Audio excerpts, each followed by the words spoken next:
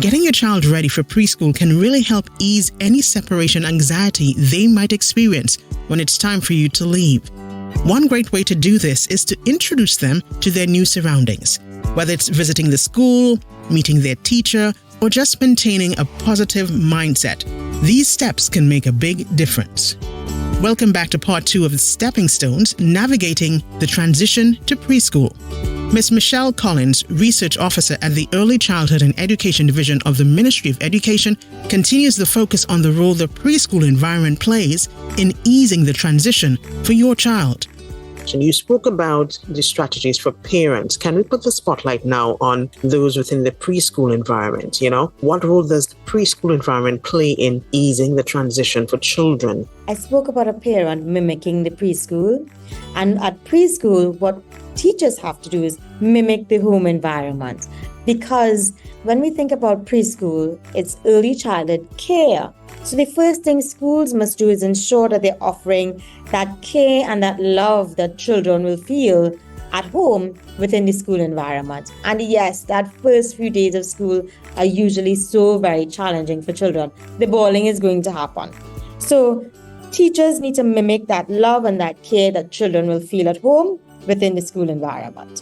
Teachers can also introduce themselves to the children.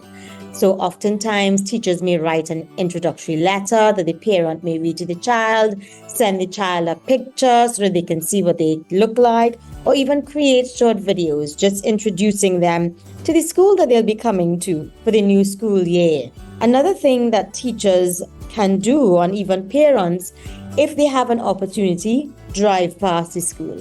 Let the child know that's a new school they're going to be going to, especially so that they can have a sense of, in relation to home, how far this space is, as well as if the parents have an opportunity to introduce the child to the teacher beforehand.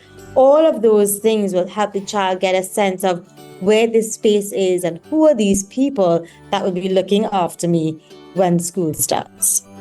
Now no matter how much you prepare, your preschooler will still be full of nerves on their first day. And with that, there might be some challenges.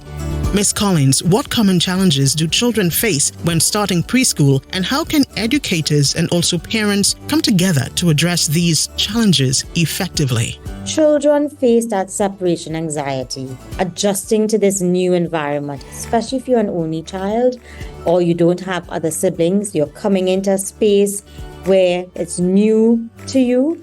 And so it's going to be different. It's going to be a lot. It's going to be a lot of a stimulus for children to take in.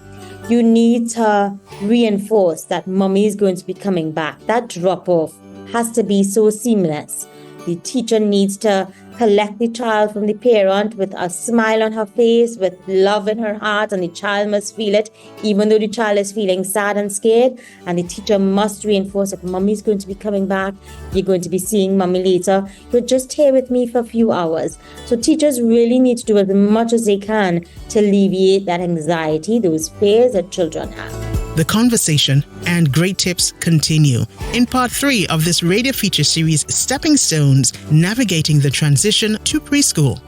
In the final episode, we delve into the broader changing impact of the transition, exploring how the steering of routines and exchanges can foster a child's growth in terms of social skills, independence, and emotional resilience. Please visit the website www.moe.gov.tt/ECCE-division for more details.